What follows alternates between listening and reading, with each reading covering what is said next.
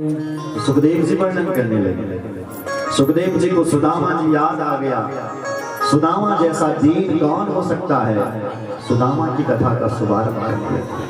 कैसे हैं सुदामा? कृष्णस्यासी सखा कश्चिद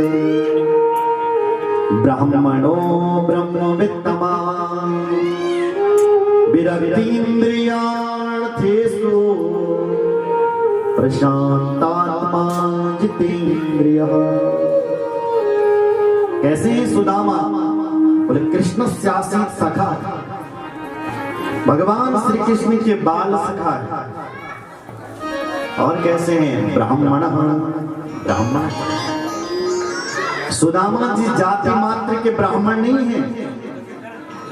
एक तो हम जाति मात्र के ब्राह्मण और ब्राह्मणी से जिसका जन्म हुआ है वो है जाति मात्र का ब्राह्मण। जय को जन्म ब्राह्मण और ब्राह्मणी से हुई। कुछ ब्राह्मण, जिस ब्राह्मण का यज्ञोपवीत संस्कार होता है, जनेऊ संस्कार होता है विधिवत पूर्वक, ऐसे ब्राह्मण को द्विज कहते हैं। संस्कारों द्विज उच्चते। जिसका दूसरा जन्म हो उसको द्विज कहा जाता है। हमारे आज भी संस्कृत महाविद्यालयों में बच्चा जब नया नया आता है तो तब उसको वेद पढ़ाया जाता है। सबसे उसका जन्म संस्कार किया जाता है।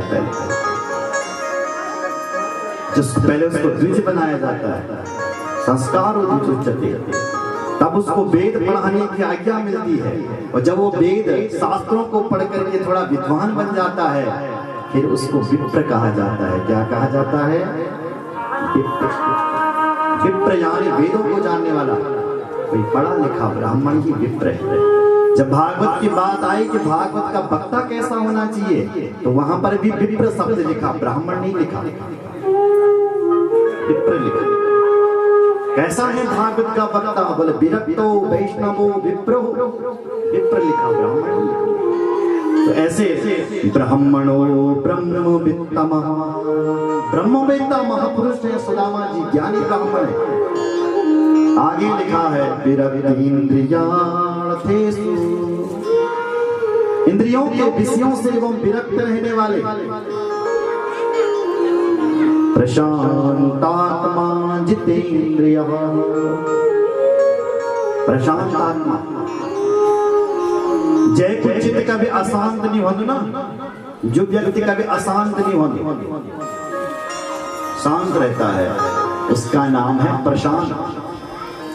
ऐसे प्रशांत हैं श्री सुदामा जी महाराज। ये तो सुदामा के दिव्य गुण हैं। पर जब सुदामा की पत्नी का परिचय दिया सुखदेव जी ने तो कहते हैं सुखदेव जी सुदामा की पत्नी बड़ी पतिव्रता तो थी पर दरिद्रा सीदनामा सा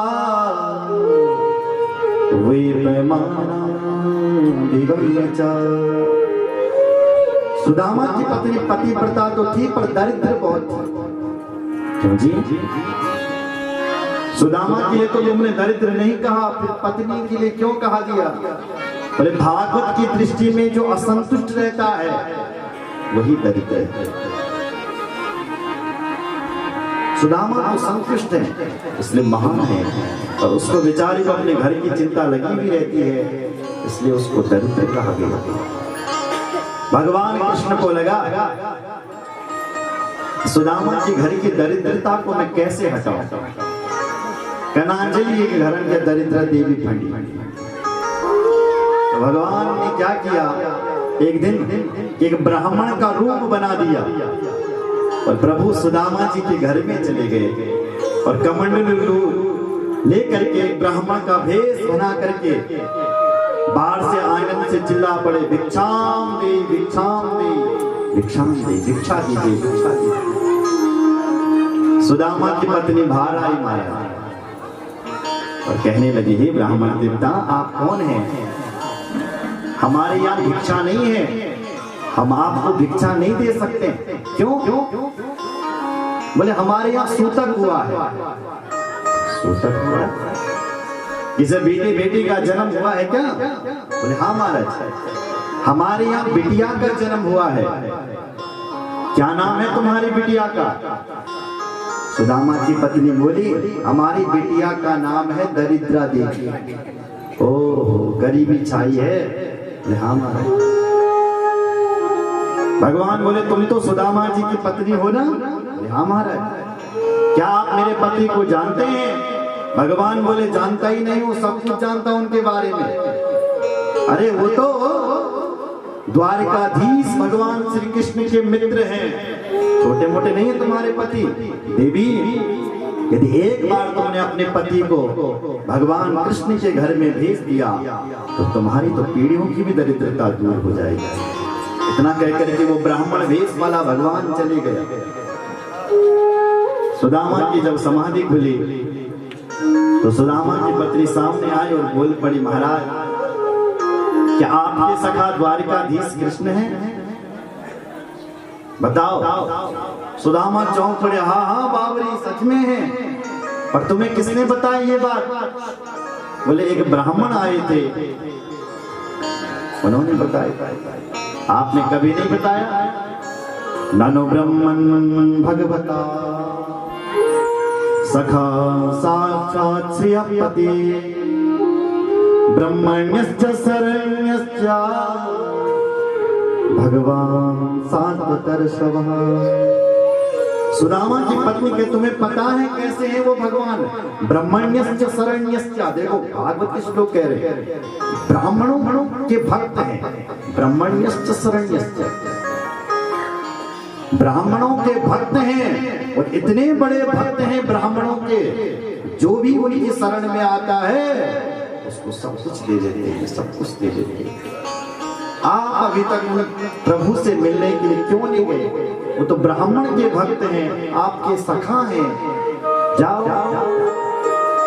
क्यों जाऊंगा मैं वहां? बोले, महाराज आप यदि कृष्ण से मिलने के लिए जाएंगे तो दरिद्रा द्रविणं भूरि सीदते कुटुंबिने। अगर आप उन सखा से मिलने के लिए चले गए तो हमारे घर की सारी दरिद्रता दूर हो जाएगी।